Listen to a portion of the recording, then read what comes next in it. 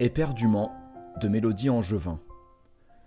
Enfin de retour à l'appartement, et après avoir mangé, Léandre s'affala dans le clic-clac déplié, afin de mettre au repos ses muscles endoloris.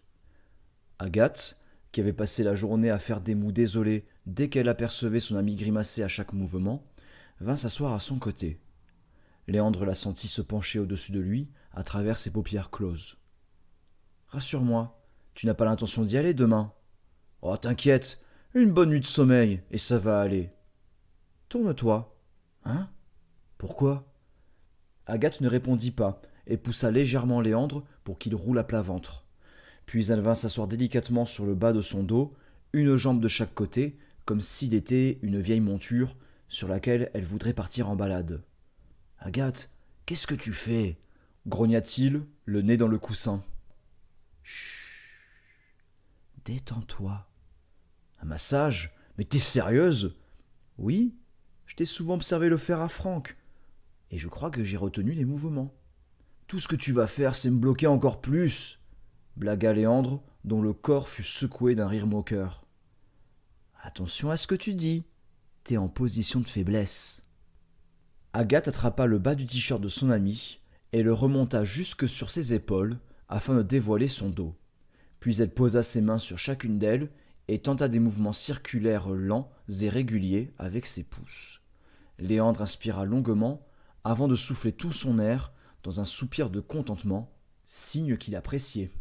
Agathe continua ses rotations, concentrée et appliquée. Elle savait bien qu'en novice qu'elle était, elle ne réussirait pas à lui enlever la douleur. Mais si elle arrivait à faire en sorte qu'il puisse bien dormir, c'était déjà ça. Il devait se reposer pour être en forme le lendemain. La peau de Léandre était chaude, mais le fut davantage au bout de quelques minutes à être frottée et malaxée. Agathe se demanda si elle n'appuyait pas un peu trop fort quand elle remarqua des plaques rouges se former à certains endroits, mais la respiration lente de son protégé l'encouragea à penser qu'elle se débrouillait plutôt bien. Léandre savourait ces caresses agréables qui pressaient sa nuque, puis descendaient le long de sa colonne vertébrale dans un tracé ondulatoire. Agathe avait une douceur particulière qui invitait tout son corps à se relaxer. Bientôt, il sentit qu'elle prenait plus d'initiative, ses courbes scolaires se transformant en trajets aléatoires et improvisés. Elle inventait de nouveaux mouvements, comme un peintre contemporain qui esquisserait une œuvre. La douleur était passée, mais Léandre avait conscience que ça ne serait que momentané. Il se concentra sur les doigts frêles d'Agathe qui sinuaient le long de sa peau, décrivant des formes, s'amusant à dessiner ce qu'il devinait être des cœurs ou des étoiles.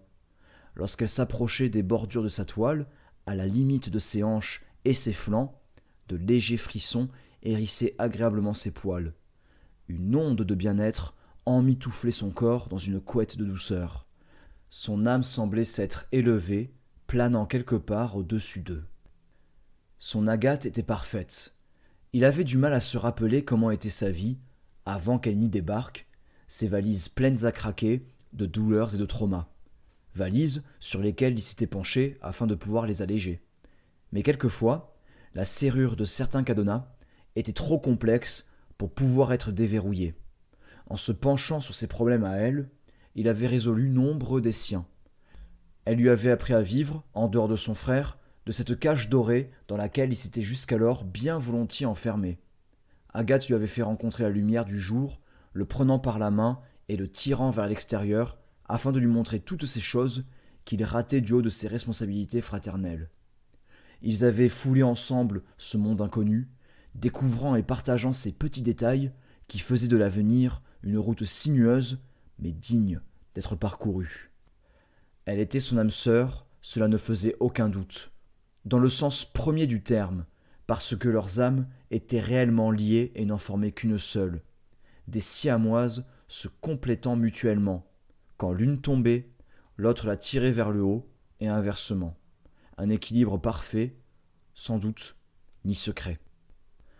Un nouveau frisson le parcourut, ce genre de sensation que seule Agathe arrivait à déclencher chez lui, quand elle attrapait ses doigts, ou posait sa main sur son genou en guise de soutien, quand elle l'embrassait sur la joue le matin, ou le serrait dans ses bras quand il en avait besoin. L'amour qu'il lui portait semblait alors se matérialiser en une bouffée de bien-être qui emplissait sa poitrine, un élixir puissant qui chassait tous ses maux. Leur complicité était une arme de destruction massive contre les aléas de la vie. Au bout d'un long moment, Agathe sentit ses paupières lourdes, embaumées malgré elle par le nuage relaxant que Léandre dégageait sans s'en rendre compte, par ses inspirations lentes, presque endormies. Elle stoppa alors, et s'allongea auprès de lui, n'ayant même pas la force de se lever pour rejoindre son lit, ni même éteindre la lumière, Morphée l'attirant contre son gré. Léandre se retourna dans son sommeil et passa naturellement un bras autour d'elle. Bercée par la douce musique de sa respiration, elle ne tarda pas à sombrer.